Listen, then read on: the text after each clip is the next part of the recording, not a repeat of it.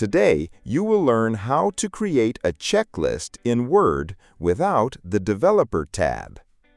First, go to the Insert tab and click Table. Choose a table with as many rows as your tasks, plus one extra row for the header. You only need 2 columns, one for the task and one for the checkbox, but you can add a 3rd column for notes if you want.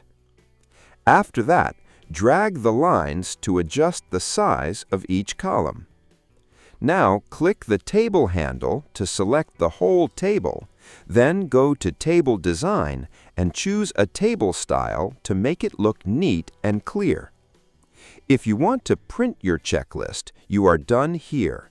But if you want to use it digitally on your computer, you can add simple symbols instead of real checkboxes.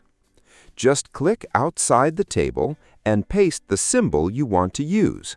Then remember or type next to each symbol about what each symbol means. Now just copy-paste symbols according to your tasks. This is a quick and easy way to track tasks without typing progress every time. If this tutorial helped, please like and subscribe for more easy word tips.